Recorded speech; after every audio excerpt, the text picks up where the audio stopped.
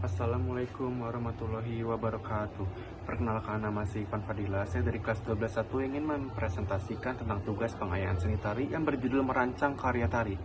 Merancang karya tari itu adalah kegiatan atau proses pembuatan perencanaan untuk menciptakan pola atau desain agar dapat menghasilkan karya tari yang optimal. Dalam merancang karya tari itu sendiri juga ada beberapa tahapan. Yang pertama yaitu menentukan tema. Kemudian yang kedua yaitu menentukan penari, yang ketiga menentukan penata musik, yang keempat menentukan properti tari, dan yang terakhir adalah menentukan busana dan tata rias tari. Dalam merancang sebuah karya tari, tahapan pertama yang dilakukan adalah menentukan tema. Tema ialah gagasan pokok yang mendasari sebuah penciptaan karya tari. Tema sendiri juga mempengaruhi bagaimana berlangsungnya tari dari awal hingga akhir.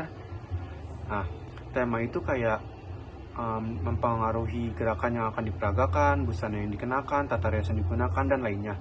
Tema itu juga dibagi menjadi dua jenis. Yang pertama yaitu tema literal dan tema non-literal. Tema literal itu adalah tarian yang ditampilkan untuk menyampaikan pesan-pesan dari kisah dongeng, legenda, cerita rakyat, sejarah, ataupun lainnya. Contohnya adalah tari Lenggang Nyai yang berasal dari Betawi yang menceritakan kisah Mpok Dasimah. Kemudian tari yang kedua temanya yaitu tema non-literal. Tema non-literal itu menceritakan sebuah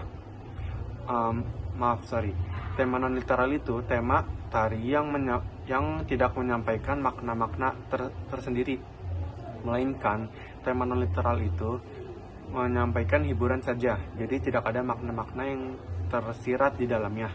Nah, setelah kita menentukan tema, hal yang selanjutnya kita lakukan ialah menentukan penari. Penari yang ditentukan juga tidak boleh asal pilih, melainkan sesuai dengan tema yang kita tentukan tadi. Itu pun juga ada pertimbangannya, yaitu yang pertama, kemampuan klerikal, yang kedua, karakter dan ekspresi, dan yang ketiga, keserasian. Nah, setelah kita menentukan penari, hal yang selanjutnya kita pilih, yang kita tentukan adalah penata musik. Peran penata musik juga tidak kalah penting dengan peran penari ataupun tema yang dipilih, karena penata musik ini bertujuan untuk mengatur ritme atau irama untuk menciptakan sebuah suasana yang tepat pada sebuah tarian.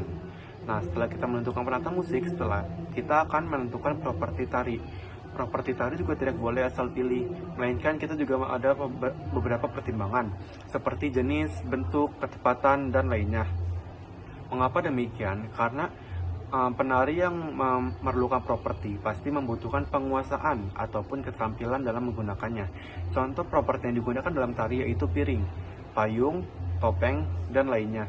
Setelah kita menentukan properti, tahapan terakhir yaitu menentukan busana dan tata rias tari. Dalam merancang karya tari, tentu memerlukan busana dan tata rias yang berbeda. Tata rias dan busana ini berpengaruh. Tata rias dan busana ini juga bergantung pada tema yang kita pilih sebelumnya. Nah, kesimpulannya adalah merancang karya tari merupakan kegiatan atau proses membuat pola atau gerakan untuk menciptakan sebuah karya tari.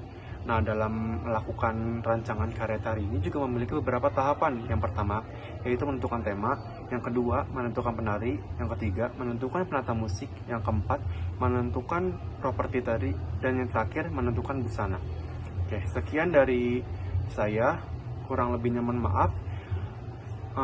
Terima kasih telah mendengarkan. Wassalamualaikum warahmatullahi wabarakatuh.